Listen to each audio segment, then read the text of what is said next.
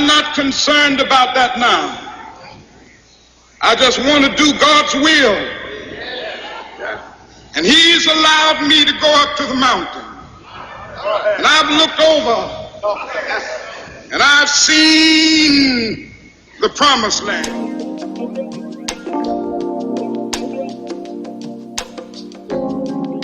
What's going on, beautiful people? It's your girl Kyra here, interpreter of African American history and culture, motivational and spiritual speaker. And today is a good day.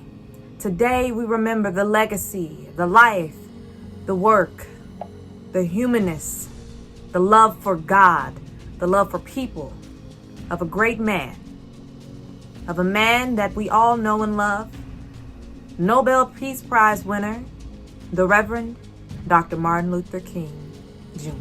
Everyone knows the story. A lot of people have heard different things about the Reverend Dr. Martin Luther King Jr. Today, you all know the type of work that I do. I'm an interpreter of African American history. I have spoken at different various places, and all that. And I just want to make sure that you all definitely understood the story in the fullest regard. Today, we want to honor him. We want to say happy birthday. The first fun fact that I wanted to make sure I tell you all is that Dr. King was actually born on January 15th, 1929. So that was actually a few days ago, but we celebrate his birthday the third Monday in the month of January. But Dr. King was truly a triumphant man throughout the civil rights movement, and he did a lot of great things. But a lot of people have to understand where their journey first began. The journey first began when he moved out there to Montgomery, Alabama, and this was around 1955. 1955, when Dr. King, who had just married Coretta briefly, shortly before that, after he had married Coretta Scott King, he had little baby Yolanda King, who was the oldest of their 4 children. He became the pastor of Ebenezer Baptist Church, and from this point on, Dr. King was really making, a name for himself locally in the area there in Montgomery. December 1st, 1955, Miss Rosa Parks refused to give up her seat on the bus there in Montgomery, Alabama to a white male passenger. She said that she had 14-year-old Emmett Lewis Till on her mind. This is what would become known as the Montgomery bus boycott. For 381 days, these black men, women, and children are going to refuse to ride the buses, but they needed a leader. They needed someone to lead this movement, and who better than 26-year-old Reverend Dr. Martin Luther King Jr., y'all. He leads them on this movement, and then what ends up happening on day 382, because, and check this out, sisters, since majority of the ridership of those buses were African American women, guess what? Since we refused to ride the buses were forced into integrating them because they had lost all their revenue, honey. They lost boatloads of money because when we stayed off the buses, we bankrupted their butts into submission and to integrating those buses. The Montgomery bus boycott was not only successful, but it was the beginning of what became known as the Civil Rights Movement. And one of its most famed and beloved leaders, the Reverend Dr. Martin Luther King Jr. Now, this is just the beginning. This is the birth of the civil rights movement with the Montgomery bus boycott. Now we fast forward, and just a couple honorable mentions. Dr. King was one of the few people that attended Ernest Green's graduation in 1957 in Little Rock, Arkansas at Central High School there, and he was the first black student to graduate from an all-white high school. Now, as we continue moving on forward, around 1960, Dr. King is starting to look at the next part of the movement.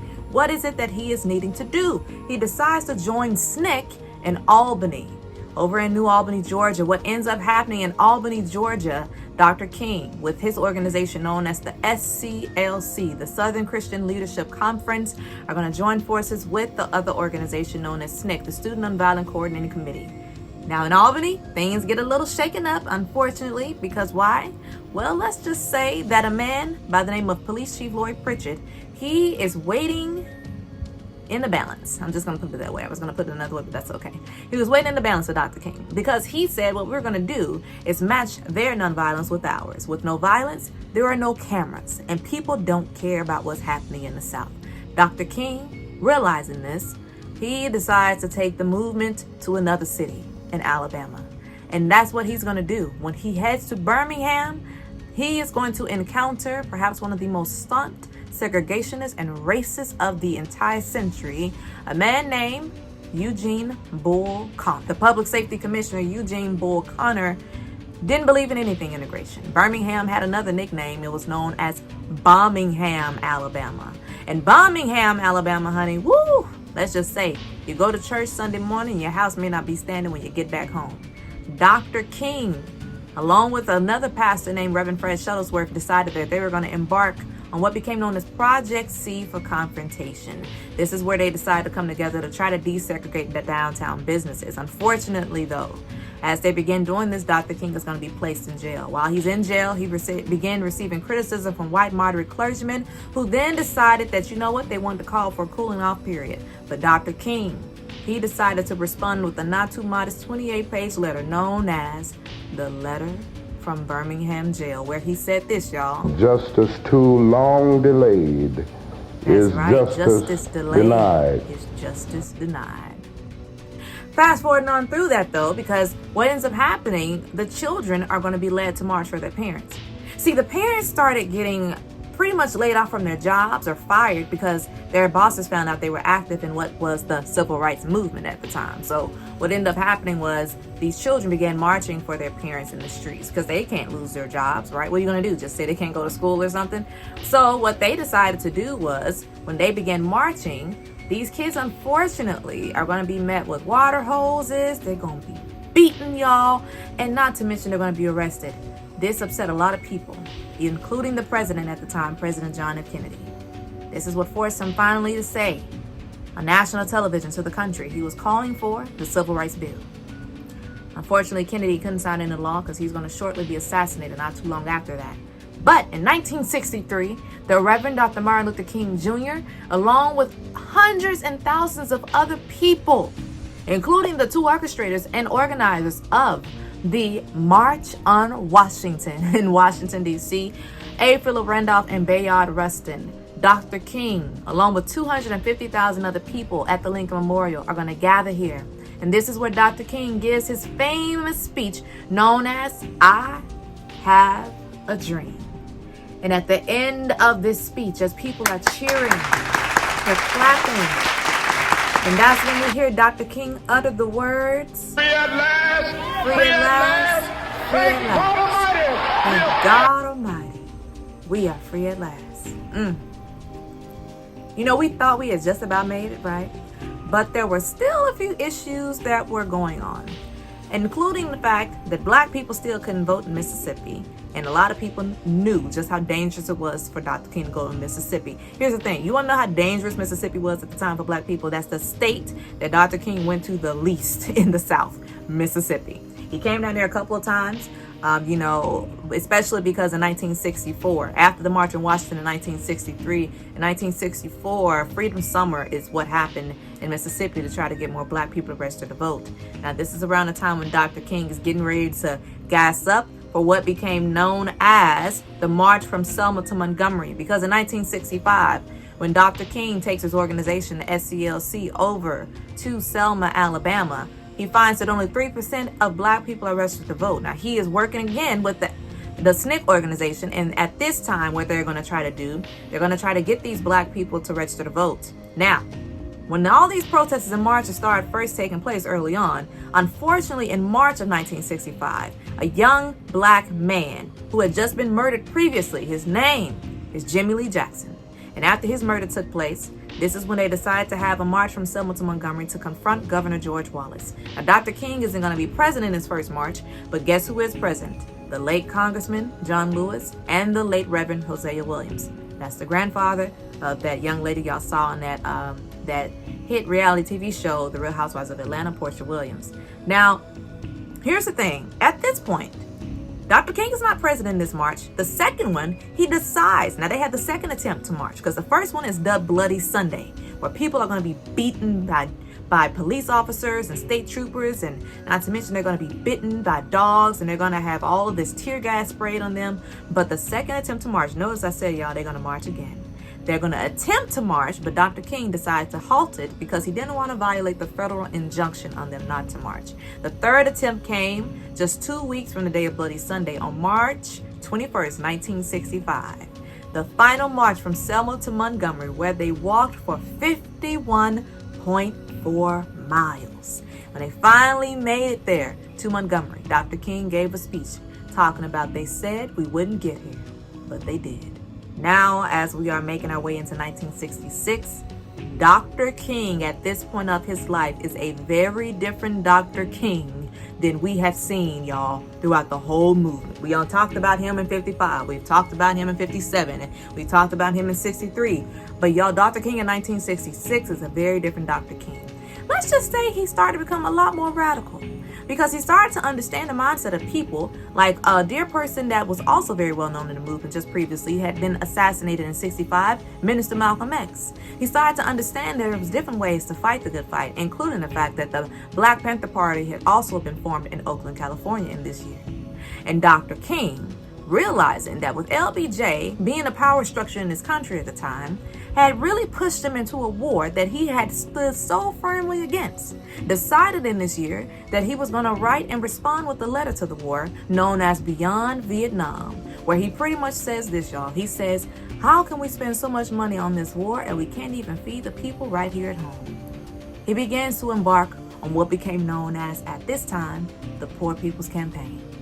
Unfortunately, though, at this point, ladies and gentlemen, though, when he's embarking on this, unfortunately, at this present time, on February 1st, 1968, as we've traveled through the next couple of years, Dr. King is going to be detoured from the Poor People's Campaign because of what happens in the city of Memphis, Tennessee. On February 1st, 1968, two black male sanitation workers by the name of Robert Walker and Echo Cole were crushed to death in the back of a malfunctioning garbage truck just because they were trying to get out of the rain.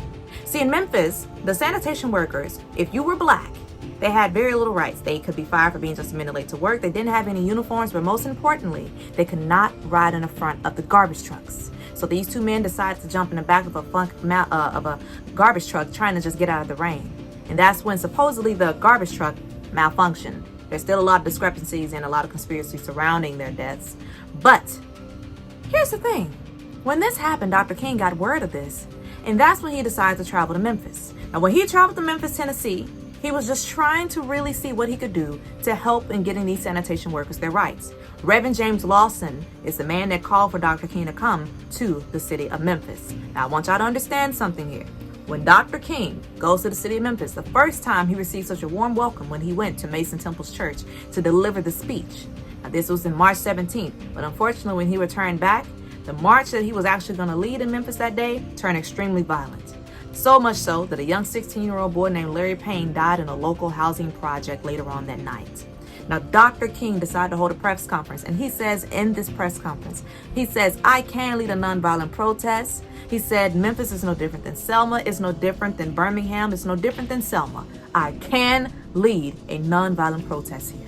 It is at this time when Dr. King does decide to return back to Memphis. You got to understand, though, a couple of things. Unfortunately, for the Reverend Dr. Martin Luther King Jr., his flight was delayed coming out of Atlanta due to a bomb threat. He was extremely sick that night when he arrived in the city of Memphis. Now, when he arrived in the city of Memphis, he checked into the Lorraine Motel with his entourage, the members of the SCLC, all the people were there. You had Reverend Ralph Abernathy there with him, not to mention, Reverend Jesse Jackson and Reverend Hosea Williams, you name it, all the people were there with him. And so they checked into the rooms at the Lorraine Motel. Now, here's the thing. Dr. King was supposed to speak over at Mason Temple Church that night to give a speech.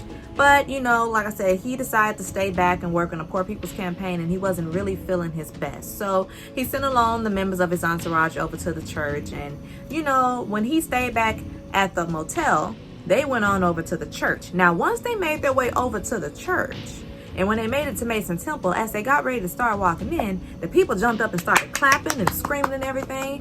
And it was so funny because Reverend Abernathy, he whispered and he said, these people ain't clapping for us. They think that Martin is coming in behind us. Well, that's when Reverend Abernathy got on the phone and he said, you know what? Hey, King, you ought to get over here. These people have come out in the weather just to hear you speak. Dr. King literally mustered up the little bit of strength that he had. And that's when he made his way over to Mason Temple Church, where he delivered the last final speech of his life, the famous mountaintop speech. The last words Dr. King uttered in that speech still resonates with thousands and hundreds of thousands of people to this day. Got some difficult days ahead, but it really doesn't matter with me now because I've been to the mountaintop. I don't mind. Like anybody, I would like to live a long life. Longevity has its place. But I'm not concerned about that now. I just want to do God's will. And He's allowed me to go up to the mountain. And I've looked over and I've seen the promised land. I may not get there with you, but I want you to know tonight that we as a people will get to the promised land.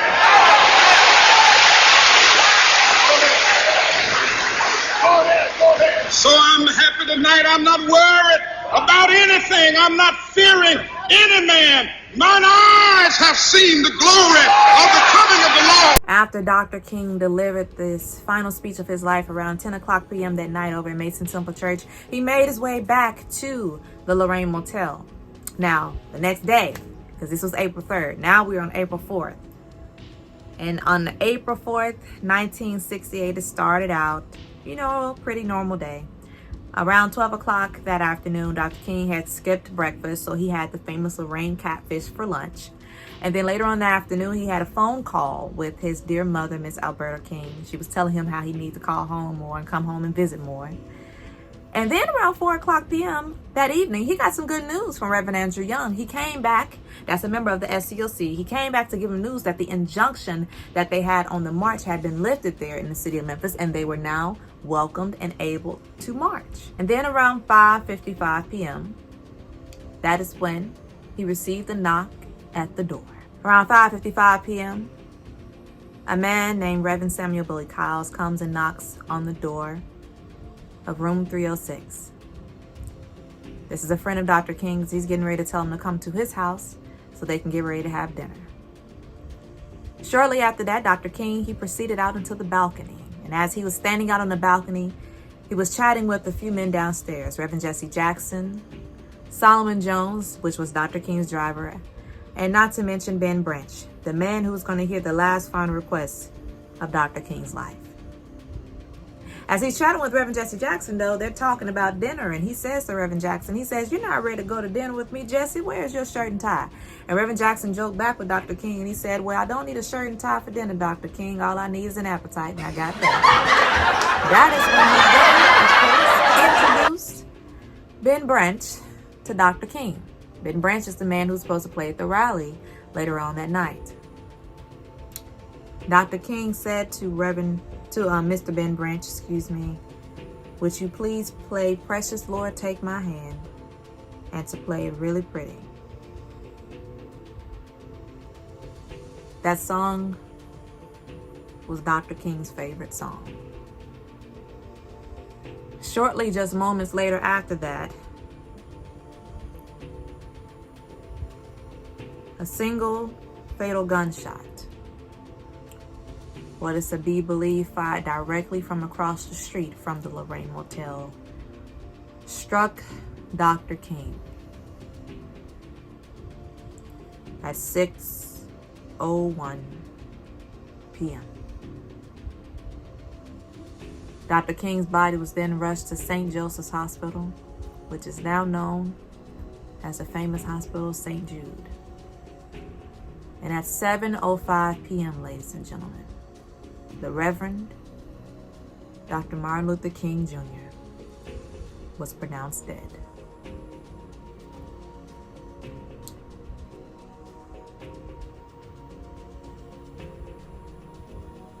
As I tell everyone, guests and people and different individuals that I speak to on a regular basis about the history of African American and African people, know that he was one of the greatest civil rights heroes ever to live.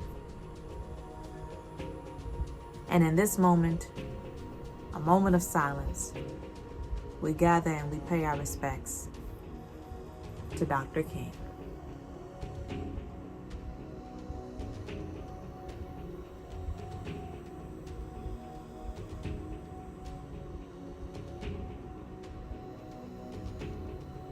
Ladies and gentlemen, today, let it be a day of service, of gratitude, of love, and show Dr. King how much you love him and how much you thank him. All Americans, please do this, but especially Black people, because there's no telling where our people would be today if it wasn't for a man named Dr. King. I hope that you all have enjoyed this video, and if you like this content, be sure to like, share, and subscribe down below.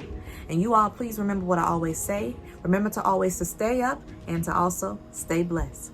Y'all be easy and have a wonderful day.